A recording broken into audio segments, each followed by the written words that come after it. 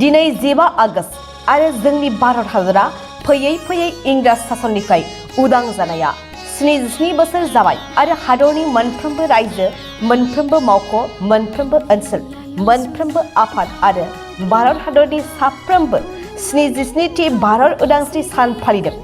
दिनै जोंनि भारत हादरनि थाखाय दिनै 15 आगष्ट साना मोनसे रंजानाय सान, मोनसे गोथार सान आरो गोग्गानाय सान आरो दिनैनि 15 आगष्ट खालारखौ हादरनि खना खनला ओनसोलाव भारत हादरनि मोनथाम गाब गोनां फिरफिलाखौ दिनै गोमोथाव समायना महर होनानै हादरनि दाब दाब जायगायाव फालिनायखौ नुनो मोननाय जादों। दिनैनि सानावनो भारतआ इंराजफोरनि आखाइनिफ्राय उदां जानो हादोंमोन।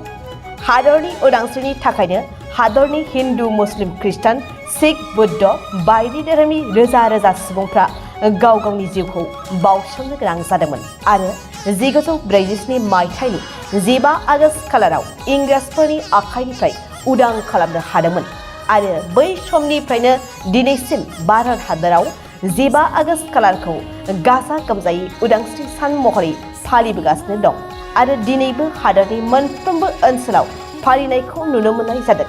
लोगोसे बिटिआर दाब दाब ओनसोलावबो दिनैनि उदांस्रि सानखौ मेहेरगोनाङै फालिनायखौ नुनो मोननाय जादों।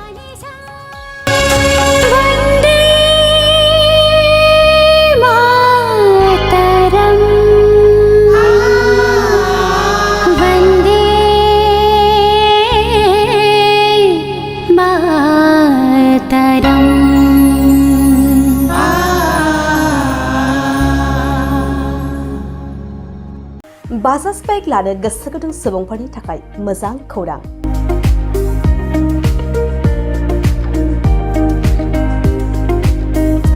क'क्राझार जिल्लानि सेरफांगुरियाव थानाय पंका एन्टारप्राइज बाजाज श'रुमआ इन्डिपेन्डेन्स डेनि स्पेशेल अफारखौ लानानै फैदों।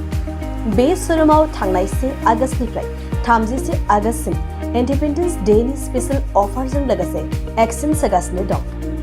बायग्रा सुबुंफ्रा एसेल' बिबांनि रां होग्रोनानै प्लेटिनियानि गासैबो बाजाज सिटीनि गासैबो मडेल आरो पालसार 125 नि गासैबो मडेलफोरनि बाइकखौ आरसि इन्सुरेन्स लाफानानै 10,999 रां बेसेनावनो लवेस्ट डाउन पेमेन्ट होनानै बाइक लानो हागोन।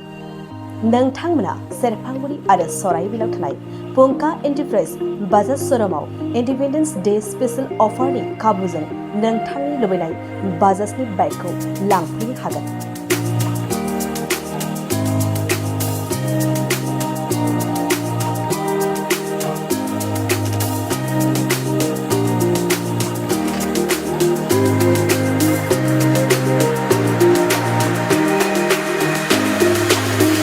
खाबुफोरा जादों 5 लिटार पेट्रल फ्री, गंसे हेलमेट फ्री, बाइक बायगिरिफोरनो 1,000 रां केशबेक हरफिननाय जागोन। जुदि नोंथांमोना गोसो दंब्ला आबुङै मिन्थिबावनो थाखाय नैबे मबाइल नम्बर 9395303476 आरो 9101547892 आव थोंजों सोलायनो हागोन।